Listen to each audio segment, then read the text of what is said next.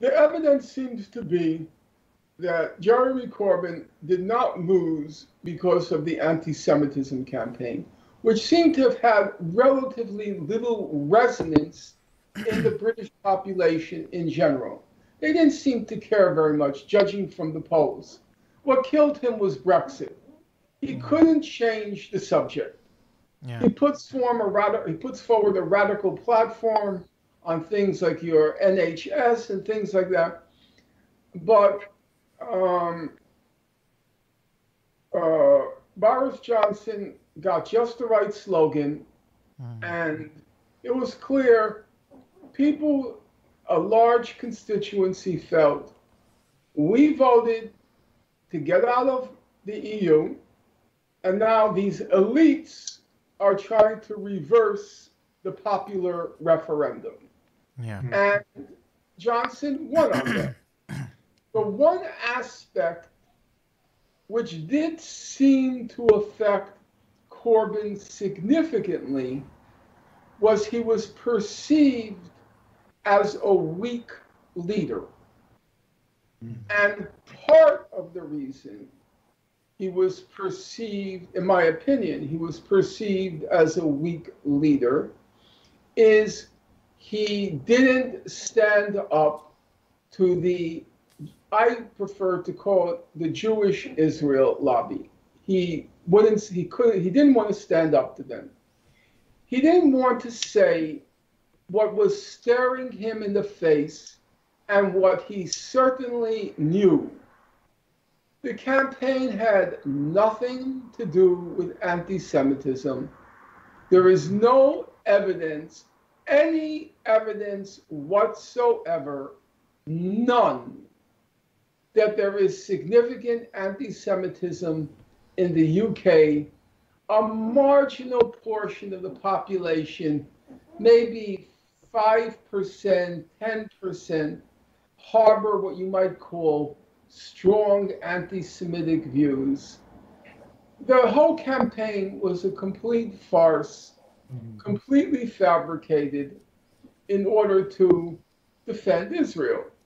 What is anti-Semitism, Professor? I mean, wait, let me just finish. However, there was a curious twist to it because the whole British ruling elite, not just the Tories, but the Labour Party leaders, discovered that they could use anti-Semitism not to protect Israel, but to oust a radical Labour candidate.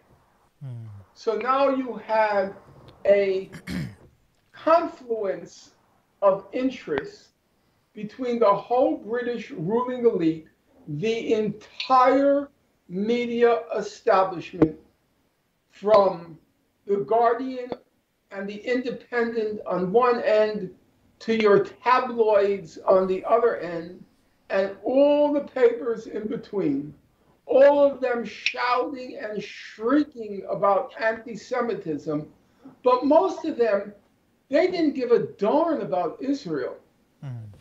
They cared about the fact that this radical Labour candidate might upset the social hierarchy, and that their positions, not just financial or economic, their social positions, they all, the editor of The Guardian, they all feel threatened by this leveler. He wants to level society, bring down the elites, bring everybody down to the same level, this radical leveler.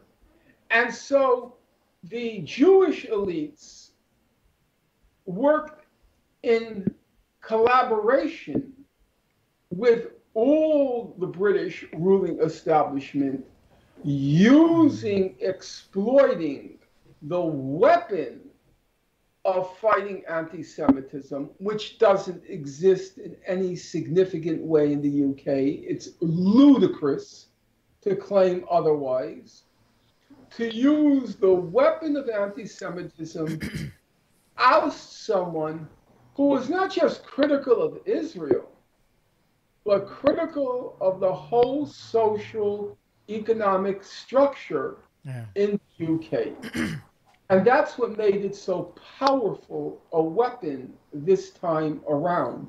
It wasn't just about Israel. The Jewish elites were the poison tip of this spear, which was the whole British ruling elite. Just like in the US, exactly the same with Bernie Sanders. When the whole elite, the Democratic Party elite, finally brought him down after the South Carolina primary, it wasn't just his views on Israel. Yes, there were some who were concerned about his views of Israel, like your British Board of Deputies.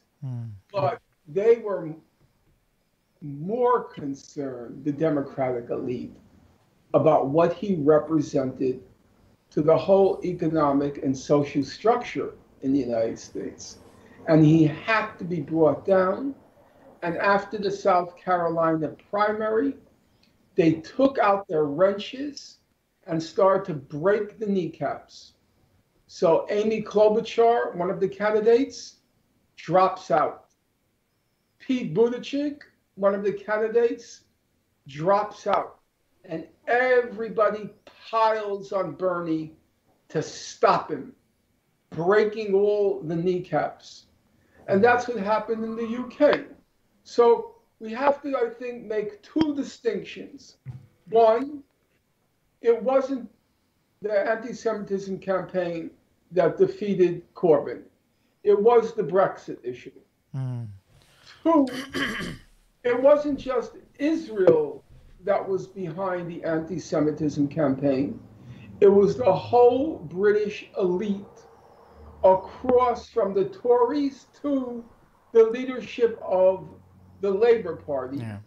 And the entire media, BBC, Sky News, everyone, the entire print media, what used to be called the print media, the newspapers, they all wanted to bring him down, but not just because of Israel. It was much bigger than that. It's a kind of threat he posed to the whole system.